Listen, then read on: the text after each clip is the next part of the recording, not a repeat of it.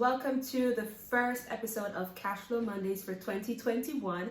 Now, I just want to say Happy New Year's to all my viewers, and if you're here watching this video, it means that you made it into the new year. Now, last year was a roller coaster ride, but this year is going to be different, not because circumstances will change, but because we will change. Now, we can either have new goals or continue the ones that we had last year, and I mean, if you didn't get to finish your goals last year, it's okay. Last year caught a lot of us off guard, and a lot of things had to be put on pause. Some of us will have to go back to the drawing board, but that doesn't mean the race is over. 2020 was definitely one for the books, but today I'm here to talk to you about how you can earn $1,000 on a monthly basis. Now, during this video, if you want to take notes, go ahead. I'm going to simply provide you with the fundamentals, and if after the video you'd like to do additional research, feel free to do so. My first tip in earning $1,000 for the year is to become an Uber driver or a Lyft driver. Now, for my Jamaican viewers, that would simply mean becoming a bearer, and you can either deliver goods and services, or you can deliver food,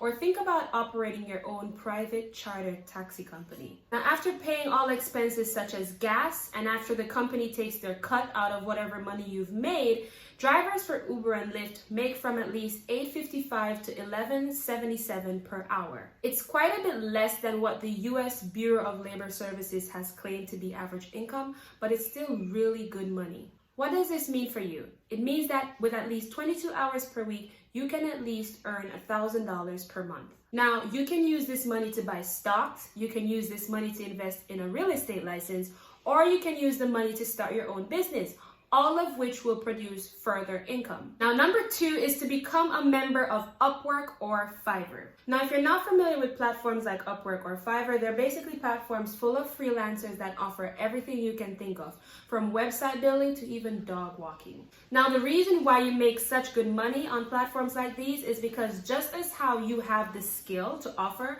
there's always someone around the world that needs that skill for a task that they have to do. Therefore, with good marketing, good customer service skills, you can get good reviews, good ratings, and then potentially good rankings. Now, after you've achieved all of that, feel free to raise your rates bit by bit until you've reached the maximum hourly rate or per project rate that you desire. Now, I'm gonna attach an example below in this video to show the type of rates that persons are charging for something such as video marketing.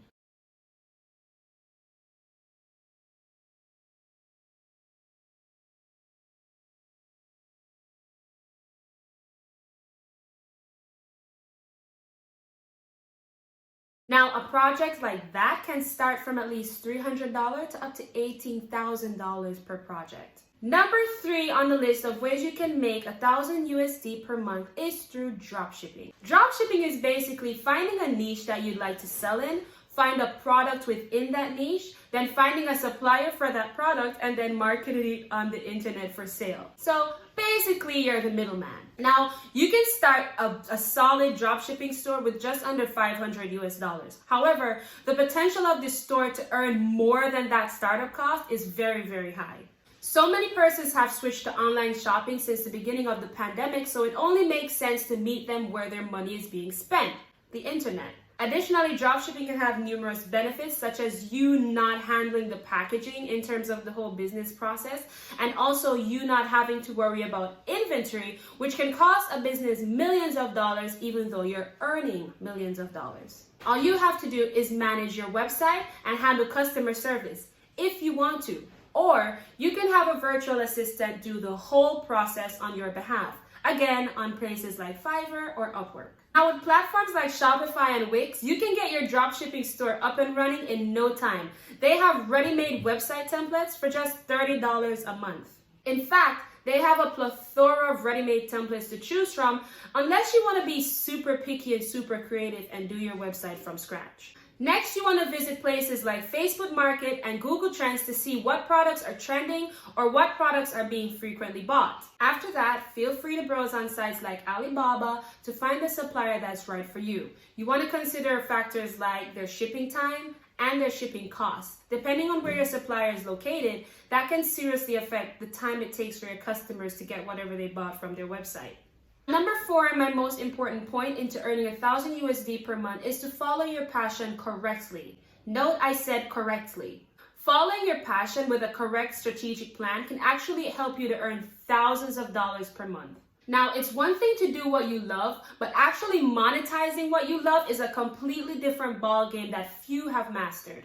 Now, let me just put it out there plain and simple. Stop depending on family members and friends and associates to support your business, simply because not everyone in your family or not all of your friends are going to be the persons that you're looking for in your target audience. For example, if you sell pet supplies, what if none of your friends have a pet? What if nobody in your family has a pet? You can't sit there and then you have a screw face because nobody in your family bought something from your business. Do the work, put in the marketing tactics, and market to your correct target audience. Take time to write your ideal business plan. Think of your ideal customer. Think of the social media platforms that they're most likely to use, and find a way to reach out to them on that platform. My favorite example would be using a farmer. For example, you wouldn't necessarily market to a modern day vintage farmer on Instagram, because a farmer is more likely to listen to a radio ad or a television ad. Therefore, if you're formulating an ad to advertise to a farmer, you're going to want to contact a radio company and have your ad run through that platform instead of trying to find a 75-year-old farmer on Instagram.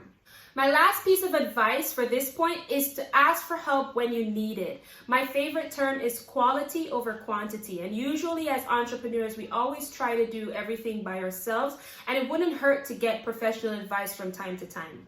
That's the end of this video, guys. I really hope you enjoyed the points that I listed today. I have a lot of content planned for 2021. 2021, we're going to be smashing goals despite the circumstances, despite the stopping blocks. We're going to adapt and we're going to get it done. I'll see you guys in the next video. Take care, guys. Bye.